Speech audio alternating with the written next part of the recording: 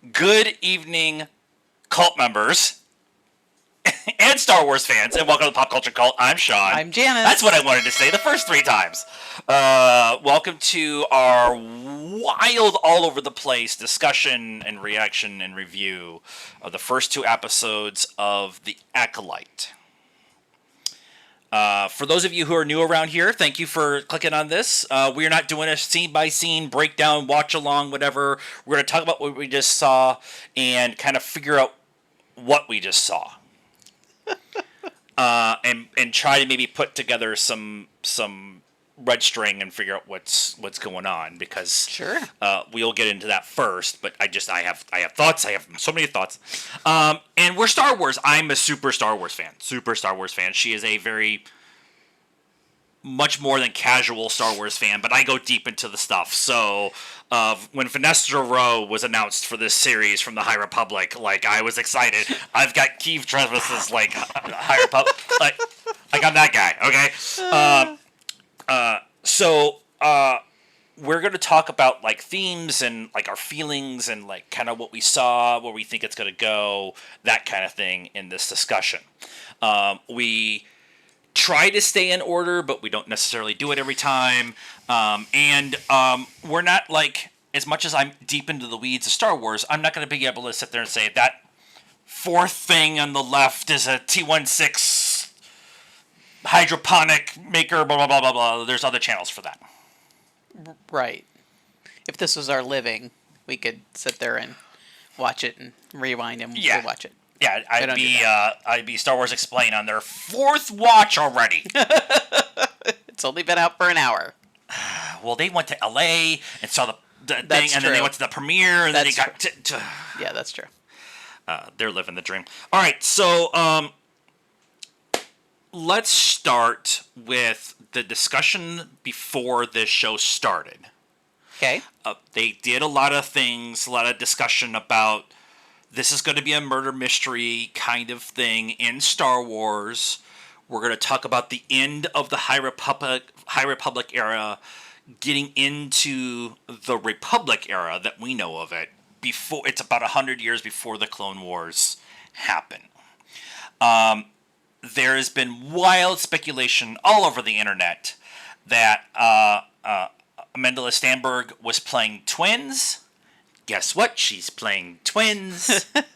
Oh, by the way, spoiler. We're going to talk, because we can't talk about this episode without spoilers. Right. Go watch it and then come back and watch us. Yeah. Hit like and subscribe while you're here too. And and a lot of discussion was around Carrie Ann Moss. Right. Who they killed in the first 5 minutes. Yeah. Now, What? This show is going to tell its story out of order. It's going to go back and forth through time. Okay. Because we got Master Torben, who is ultimately going to be played as a younger version by... of course they don't have it on here. Is it Dean Charles Chapman? Who was... yes, it was. Dean Charles Chapman, who was... and from Game of Thrones, was Tommen from Game of Thrones. Yeah. He is ultimately going to be a big character. Someone else they killed off to start off here. So, Yeah. So first episode, they killed 2 Jedi. One voluntarily took his own life. That was the second episode. No, that was the second episode. Like I said, we're going to be all over the place. So the first 2 episodes, we've killed 2 Jedi of the 4 that they want to go, that May wants to go after. Right. Right. So with all of that, how do you? I don't know where to. I don't know how to talk about this.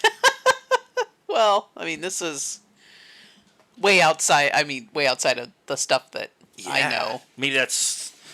So it's all you and the High Republic and I mean, they've done a really Jedi Wookiee, yay! Charles Soule is doing a Kelnaka comic book series, which is amazing. But I'm also bummed because Charles Soule was just at our con, which means he won't be back around for another 3 or 4 years. We're gonna have to go to a con to get him to do. Oh no, because we never do that. Yeah, right.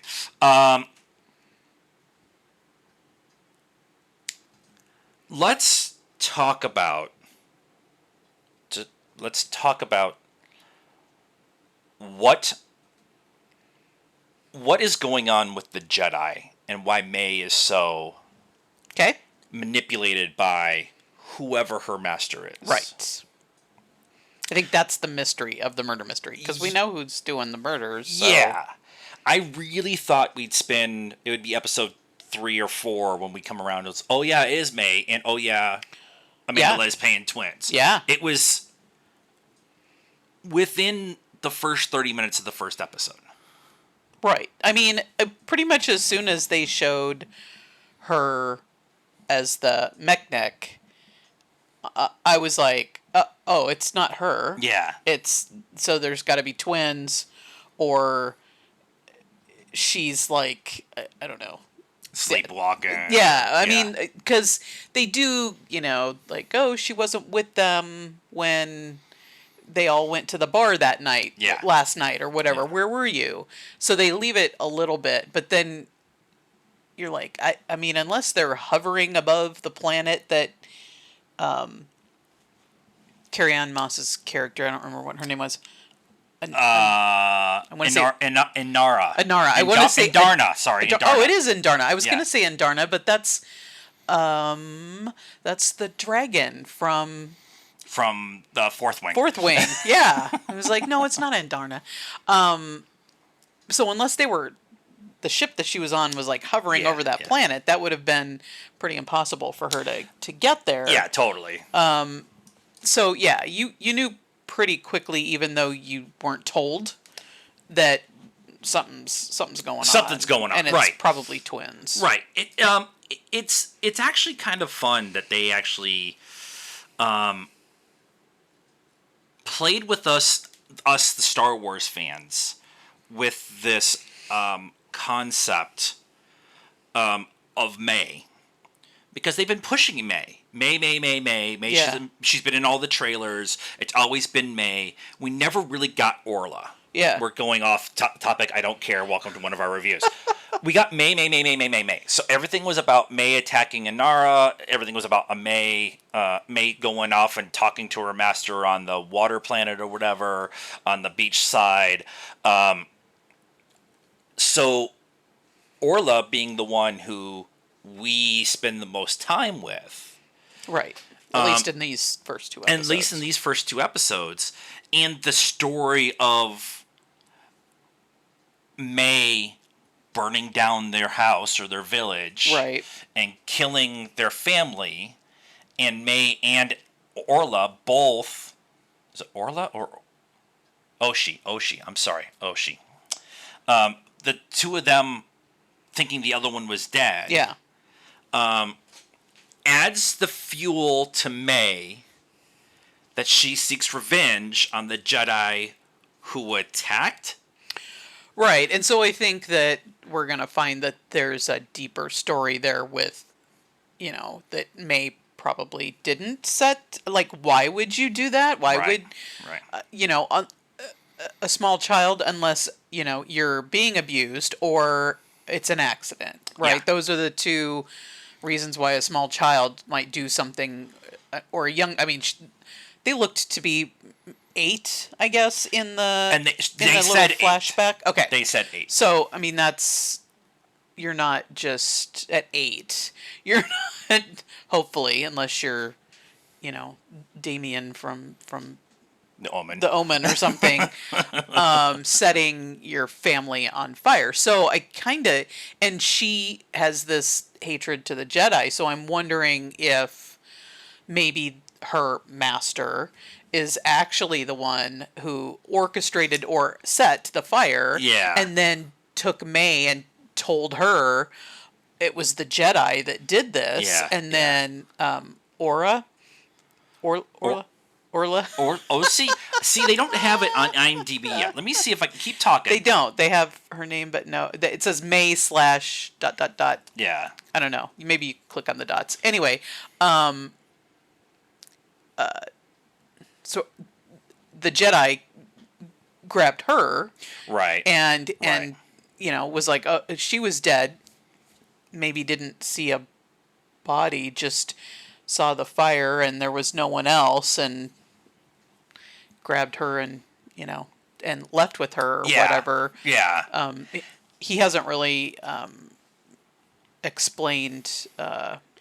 Saul, Master Saul, hasn't Master really Saul, yeah. explained why he thought May was dead. Just that he thought she was dead. So yeah. But he did come to Osa. Okay, we'll get there by the 6th or 7th episode. Yeah. We'll be there. He did like warm up to the idea that May was still alive pretty quickly. Yeah. So that leads me to kind of feel like he didn't actually see a body. He just assumed the whole place was on fire. No way anybody could survive. I'm out. Yeah. Yord and I'm trying to look up her name. Jackie. When they went to the crash site where Osa. I'm gonna try, guys. I think you're still wrong, but it's Osha. Oh, okay. Is it Osha or yeah, Orsa? Osha. No, there's no Osha. R in there. Osha. I'll get there, guys. I swear. When they got to the crash site, even them, both of them sat there and said nobody could have survived this. So they had already put the questioning in your head about somebody actually living on beyond when something actually big happens. Yeah, that's true. Right, like and so they add that beyond expectation or whatever. Right, yeah. And we'll get into Yord in a minute. But having May fueled by this hatred of Jedi attacking, the first thing that Jedi do is pull out their weapons and attack, is how she initiates the fight with Andarna. And so it very much feels like she's kind of been told, like, the Jedi showed up and they pulled out their lightsabers and they started like they were the ones who started the fire. It wasn't you, and you're the only survivor. Her master also has a lightsaber. Yes. So yes. he easily could have been the one who was there. She, it was dark. She couldn't see. She just saw a lightsaber. He set the place on fire and then took her and fed her all these lies, all these yeah. And but now there's enough questioning because of that, and then the way that Li Zhangje played Soul in that whole conversation, where he comes across like he has regret, but he's come to peace with it, which is very much the Jedi thing. Like I love everything we got from Soul in this episode. Yeah, these two episodes. Yeah. Well, he feels regret that he didn't save the rest of the family, or at least the other sister. Oh yeah, totally. But he also gives that just a hint that maybe what he saw isn't what he says he saw. That's how I took the performance. I could be completely wrong, but there definitely felt like a level of grief that he's been lying about this the whole time. Or maybe not necessarily lying, because that's not really a Jedi thing. But maybe not allowing himself to fully accept what actually happened. Okay. Like maybe there was a chance in the back of his head, or he didn't go into the fire and see. Yeah. He didn't see a body. I mean, that could definitely be, survivor's guilt, right? Yeah. You feel like you could have done more, even if you couldn't have. And especially, I would think, as a Jedi, because you feel, and especially at this time, right? Because all the Jedis are like, we are so much better than you. Yeah. And he doesn't seem to be one of those really falling into that trap, but knowing that you have these powers and that you should be able to overcome a lot of things, and not being able to save a small child would make you have survivor's guilt, have remorse. Yeah, and they made a point of saying 16 years. So he's now a seasoned Jedi living on Coruscant, teaching the younglings, working directly with the Jedi Council. He's not out on an outpost. Right. So he's had time to kind of come to a level of acceptance with it, because he even talks about that with Osha. That you need to let go of this grief that you have. Yeah. And she kind of throws it back in his face about the idea of, you're not my master anymore. Yeah. Stop telling me how to live my life. Yeah. Sounds very familiar. The prisoners on the ship that Osha is on, and they break out, and they call her the Jedi Killer, because she's, according to everybody, she's Right. the Jedi killer, Right. Jedi Killer, or whatever. But all of them having this, now they're petty thieves or violent, they're criminals, they're like the kind of thing, but all of them kind of making a point of saying, the Jedi can't be trusted. The Jedi are waving their power in our face. Yeah, and stuff. they said something to that effect, which helps you understand kind of where the Jedi are at this point. Yeah. Like, they're not the revered kind of people that they are in the not the prequels, but definitely the High Republic, is that's what they are in the High Republic. Is very highly revered. Right, but in the prequels, they're still kind of like, it's almost kind of a half and half. Like, some people are in awe of them, and then other people are like, you're just waving your powers around. You're so there's and then we get into the original trilogy where there's so few of them that they're very revered. Right. Yeah. So right now we're in the people on the outer reaches think that they're just all a bunch of hoity-toity waving their powers around, I'm better than you are people. Yeah, and there's an interesting conversation to be had right there, because I'm currently listening to The Living Force, which has been a great book, and it deals with about a year before Phantom Menace is about when it happens. Qui-Gon and Obi-Wan are on a mission. They see what's really going on in the galaxy for the everyday people, and Qui-Gon kind of calls out the Jedi Council to actually get out of their high castle on Coruscant and go see the people. And the book is slowly telling the story of the Jedi Council going out and actually seeing how the world, the galaxy, is actually being, kind of not necessarily treated, but the way that the Jedi think they're doing something good, but they're not really doing anything in the grand scheme of because they're not out there looking. Right. They're just like, oh, we're just gonna do this thing and it'll make everybody happy. Yeah, exactly. And so having that conversation in that book, and now have this, which is essentially about 100 years before that book happens, having that kind of the initial conversation of that happening about the Jedi. The Jedi aren't really necessarily being questioned at this point in time. Like the outpost on Olay, where May kills or gives Tobin the poison. Yeah. That particular planet, there's a Jedi outpost. There's several Jedi there. They seem to be pretty well received, by that the planet where and Darna is. Yeah, I assume there was one there because she got out like a little communicator and said that she was and she was attack. sitting there having drinks with everybody and having lunch with everybody. Yeah. Like it was. But, I mean, that's, she could just be the Jedi on the planet or whatever, and that's kind of what I thought in the beginning.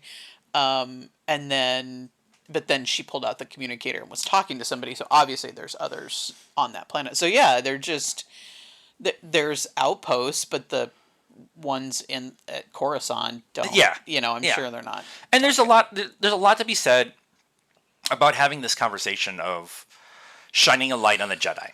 I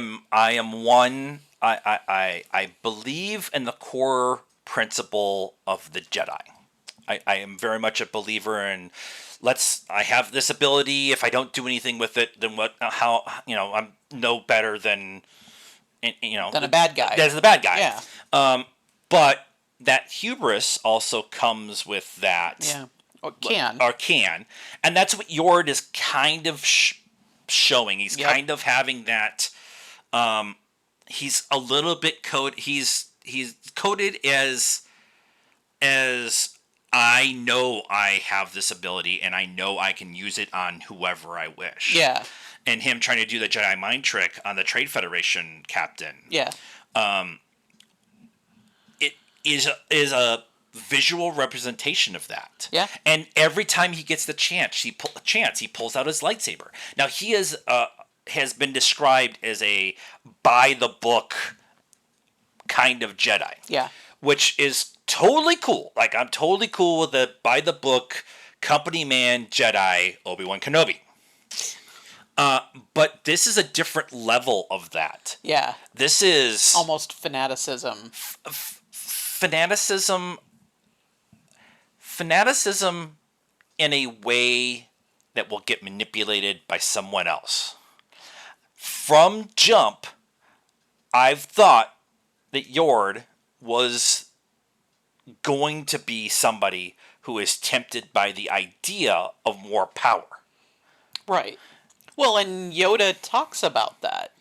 Yeah. And maybe this is other Jedi like him, not specifically him, is kind of the reason why they are a little hesitant when, Phantom Menace happens and Anakin comes to, because Yoda says, we feel much anger in you, yeah. something like that. And so, they may have had experiences with some of these younger Jedi who were raised on kind of the Jedi culture that's going on right now. Yeah, yeah. And they're like, I want to be, they're almost Nazism, they're so fanatical in their, this is the right thing to do and I'm going to do it all the way. And, it's no matter what. Whoa. Yeah, this is a really, really bad comparison, but it's a real world thing. So I'm just going to point out I want to be a cop. I want to be a cop. I want to be a cop. I want to be a cop. I want to do it good. I want to be a cop.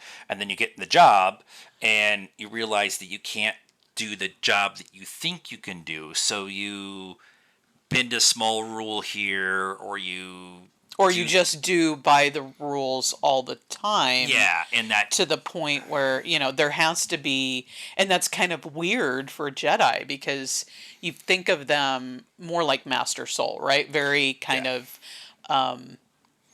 yin and yang and light and dark, and there's, yes, there's rules, but there's always kind of a gray in between, and and everything can't be so black and white, and he's just more like, from what we've seen, the 2 episodes we've seen, right. he's much more like, this has to be by the book. And even Master Saul, he was like questioning him about taking Osha with to go find May, and he kept questioning him, and finally he was like, the Jedi approve, and then he was like, okay, let's go.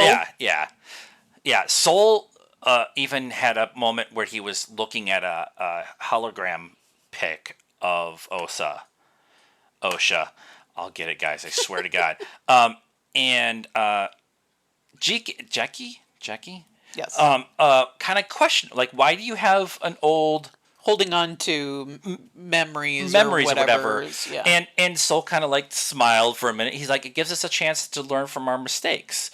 And it's such a Jedi answer thing to say right there, because one of the things that Anakin actually was right on is that you want to learn from your mistakes. You want to care about someone else. You want to care about other people. And Soul is representing that in the correct way.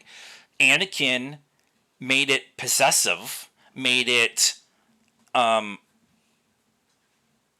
it kind of he went against what he was actually trying to do. Yeah, and you could argue that was because he was taken away from his mother when he was a small child, and Palpatine was in his ear the whole time, like that, right?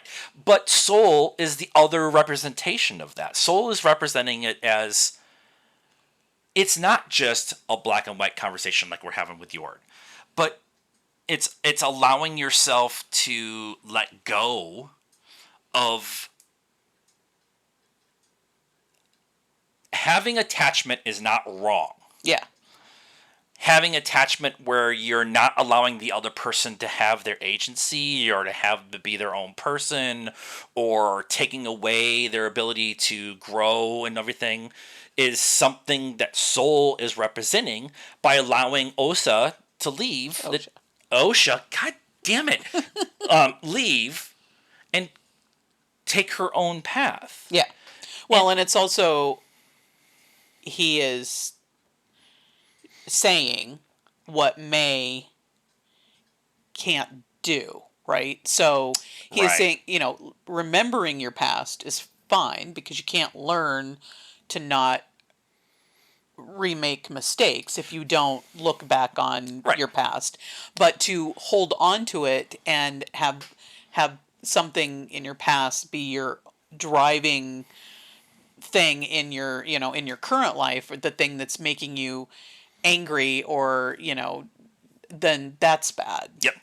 Yeah. But again, it's the Jedi at this point in time let go of your past, and so okay, so you're not even supposed to look at pictures, and so that's the disconnect kind of between the older, more seasoned Jedis and the younger ones coming up. And that's a big conversation that they've had in the High Republic. Yeah, right. The High Republic has been very open about the idea of there are different types of Jedi. And there are Jedi who go through the trials, become knight, become master, and then step away from the council. Like the Wookiee one. Like the Wookiee, yeah. They call them way seekers in the High Republic, and there's a couple of they are Jedi. They have been trained, but they are on their own path away from the Jedi Council, and the restrictions that is the Jedi Council, and it's much more loose during the High Republic era than when we get to the prequel era and that kind of thing, which is something that I hope they address with the new future of the Jedi Order that Rey built up. Maybe she learns from the sacred texts that are apparently riveting reads, according to Yoda. I want to talk about Vernestra Rowe. Her announcement of being in this show. She's at the beginning of the High Republic. She is 16 years old. She's a Wonder Kid. She gets knighted very quickly. She takes a Padawan very quickly. In the High Republic, she's 16, wild-eyed, ready for adventure. Goes through a whole bunch of poo in phase 1 and 3, but this Vernestra Rowe is very different. She has had, I think she's like 116 years old, 118 years old by the time we get to this part of the show. And she is on the council. I'm assuming they didn't necessarily say it out loud, but like all the decisions and everything, all the conversations she was having. If she's not on the council, she's council adjacent. Counseling the council or whatever it is. Yeah. But this one is much more, I'm done with Soul's poo. You need to come home. Like there was a couple of times where she was rigid in her conversation with Soul, and multiple conversations with Soul. But Soul presented some things and said, hey, this makes sense. This makes sense, and she agreed. And then there was a couple conversations where she was very, very rigid, and no matter what Soul said, she wasn't going to back down. Yeah. And I think there's going to be an interesting conversation going forward because we have other characters from the High Republic who could be alive for this show. But there's been no discussion. There's been actually some discussion of we're not going to get a ton of High Republic characters outside of Vernestra. So she might be the allegory for I've been around the block a bunch, Yoda. And you need to listen to what I'm saying because I don't want you to go down a path that I've already gone down. She kind of presented, and I knew nothing about her. I mean, I learned more about her in this 2 minutes than I knew watching and a lightsaber whip the show. She kind of presents as like Mon Mothma in Ahsoka, right? Because Mon Mothma isn't on the council at that point in time. She's in Ahsoka. She's the chancellor. Oh, I thought she wasn't on. I thought she's the chancellor chancellor in Ahsoka. She's a senator in Andor. Because timey-wimey. No, okay. Then, but she was like letting her get away with stuff up to a point, yes, and then that's because she's the Grand Chancellor, allowing Hera. But if she's the Grand Chancellor, just tell everybody else to shut up and call her the Grand Chancellor.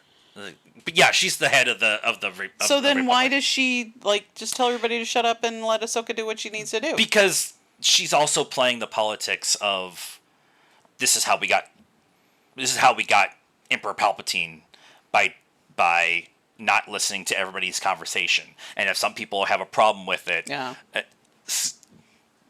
they were like, nope, we're only going to have one opinion, and this opinion is the only way we're going to do it, right? And that's how we got Palpatine. Yeah, and instead we're getting Thrawn back. Wait for that show to come back around.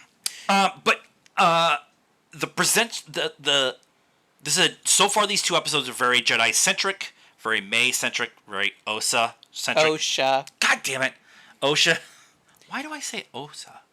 I'm trying to think of why I'm saying it because I want to say Osha.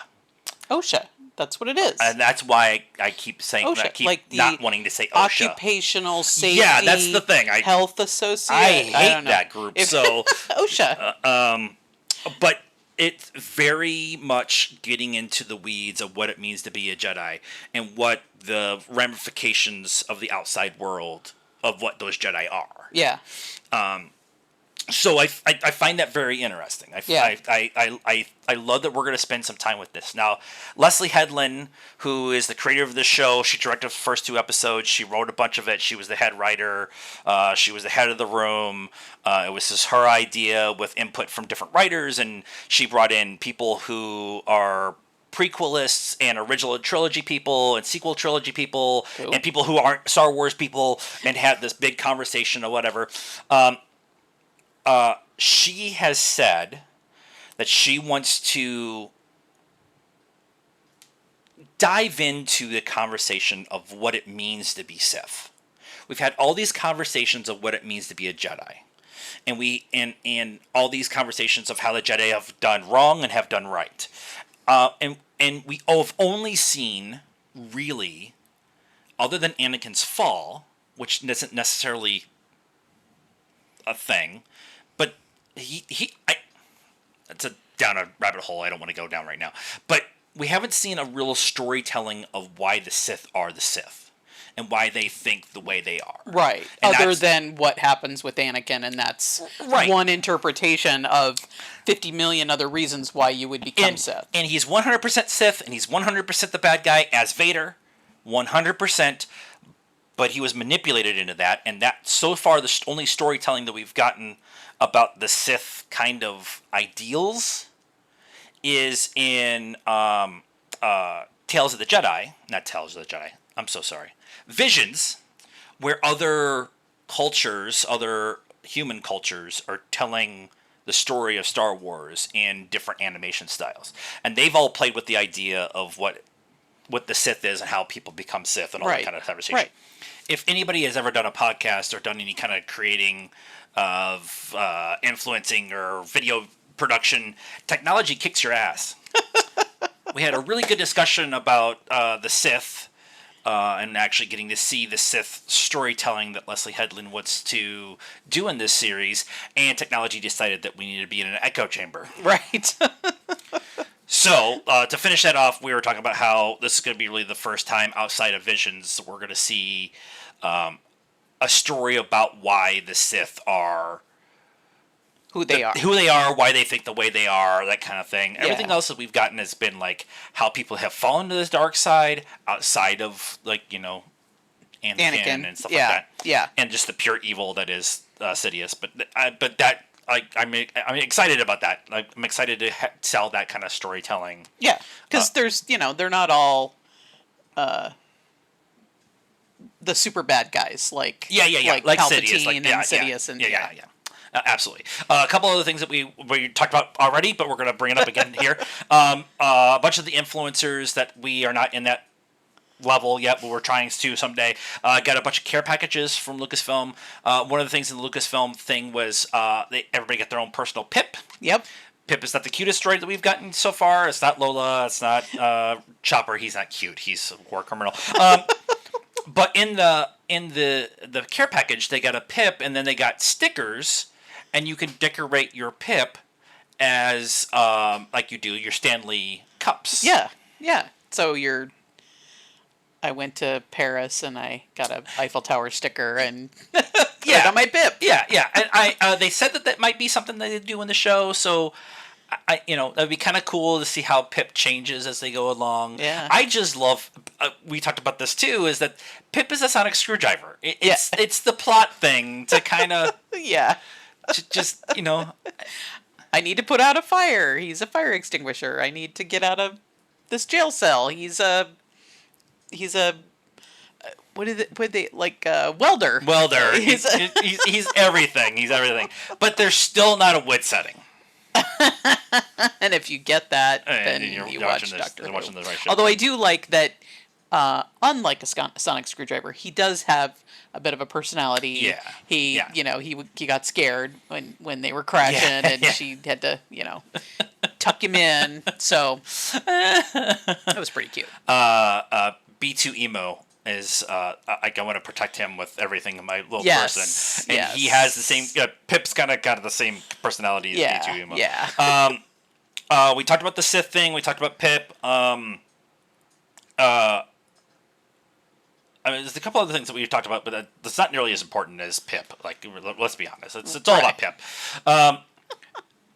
Ultimately, I'm interested in what the show's going to be telling us going forward. The next episode, we talked about the trailer. We've seen most everything outside of the line of Jedi fighting against the Sith. Right. I'm not ready to put my flag in the ground about who the Sith person is.